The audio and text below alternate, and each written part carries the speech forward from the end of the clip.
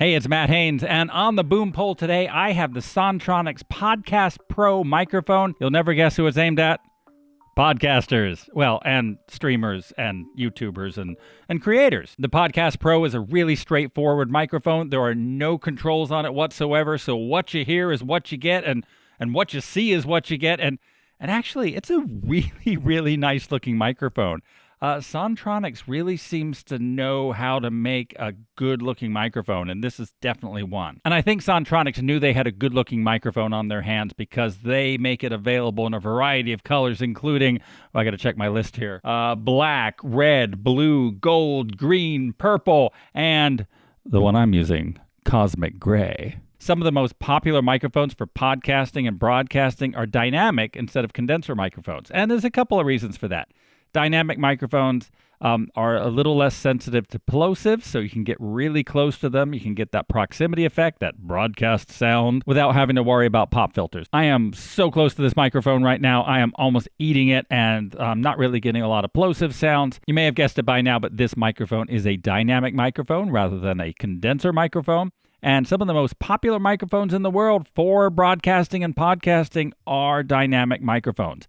And there's a couple of reasons for that. First of all, dynamic microphones tend to be less sensitive to plosives than condensers. And that allows you to get really close to the microphone without having all those pops and things like that, and without needing a pop filter. And in a broadcast environment or a creator studio environment, the room itself, the studio, is not necessarily treated for sound. So being able to get closer to your microphone means that you can cut down on background noise and room sound and echoes and things like that. So dynamic microphones are really useful for that. Now, one of the downsides to traditional dynamic microphones is that they put out a relatively weak signal. Condenser microphones, by their very nature, have a built-in amplifier that makes the signal stronger. Dynamic microphones don't have that. So you are going to need a decent preamp to bring the volume of this microphone up to a decent level, and you want to make sure your preamp isn't going to introduce a lot of noise. But, to be honest, this microphone is actually a little bit more sensitive. In other words, it puts out a little bit more gain than the Shure SM7B, which is kind of like the godfather of dynamic microphones. So if your system can handle something like the SM7B, you'll be able to handle this microphone. Speaking of the SM7B, that microphone tends to go for about $400. The Podcast Pro, about $150. Now with this microphone, you don't have the option of tailoring the EQ or the sound built into the microphone like you do with the SM7B or other microphones like that. But again, $150. And it's really nice looking. So do you need built-in EQ switches like the SM7B has, or even the SE Electronics Dynacaster? No, not really. You can always EQ after the fact or with your mixer if you're streaming live. Now, interestingly, if we look at the frequency response for this microphone, it's got a low roll-off right around 100 hertz. So even though you can get really close to this microphone for a proximity effect, you are getting a bit of a roll-off there. And I think that's probably helping with plosives too. And likewise, the high end gets rolled off a little bit too. There's a little bit of a bump, maybe 2 dB in the upper mids, and then around 15K it starts rolling off. Like I said before, I think there is some built-in plosive protection or a pop filter inside this microphone. I'm not 100% sure, and I did...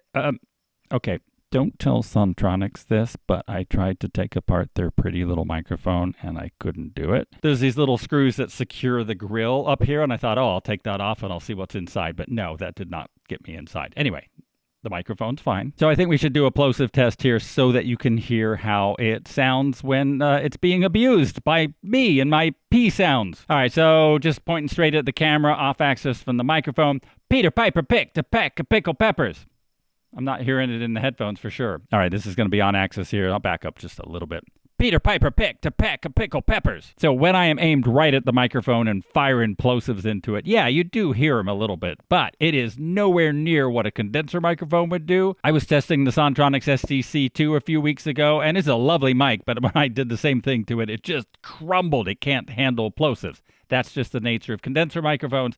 This is the nature of dynamic microphones. Now, with broadcast microphones, one of the things people often worry about is handling noise, because you're going to be potentially moving the microphone around as you're recording, and you don't want a whole bunch of noise. So when I touch the microphone, I mean, I'm hearing a little bit of noise, but it's not too bad. And I bring this up because there's no external shock mount. This is just, it's just got this kind of Y-shaped harness that screws into your boom pole. So Yeah, I'm hearing a little bit of friction from my fingers, but it's not going or anything like that. That's what handling noise sounds like. So if I tap on the Y yoke, is it a yoke? I don't know. It's a yoke stand, yoke microphone mount. If I tap on that, I mean, I'm hearing it a little bit. Hearing it from the stand a little bit, but it's pretty good actually. I don't feel like it's transmitting a whole lot of sound. So I wouldn't be too worried about moving this microphone around and, handling noise and things like that. Now, if you've watched my other reviews, I like to bring in other brands just so you can hear the differences and hear how things sound to compare. And I'm sure that really annoys the manufacturers, but on the big old boom arm now, I have the Zoom ZDM1. This is also a dynamic microphone. Now, the ZDM1 goes for considerably less than $100, so it's almost not a fair comparison. But, it is a very straightforward, very simple microphone. The sensitivity, in other words, how loud it is pretty similar to the Podcast Pro. It doesn't look as nice, but the basic underlying microphone principle for both of these microphones is the same. They're both passive dynamic microphones. Here, I'll do a quick plosive test on this one too. Now, the ZDM1 comes with an external pop filter. I don't believe it has one built in. And first off axis, Peter Piper picked a peck of pickled peppers. All right, now on axis, no pop filter. Peter Piper picked a peck of pickled peppers. All right, let's put the pop filter on. Peter Piper picked a peck of pickled peppers. Now, of course, pop filters tend to reduce high frequencies sometimes, so you might notice a subtle high frequency shift on here. Anyway, you get to hear the Zoom ZDM1 just for comparison. Let's go back to the Sontronics Podcast Pro. So what do I think about the Sontronics Podcast Pro microphone? I mean, it's really good looking. I think it sounds very nice. It's very straightforward. There's no settings, so you don't have to fuss with anything, but I don't see that as a downside. So given the price of about $150, I would love to have this on camera. I mean, it sounds good, it looks good. I think it's a no-brainer.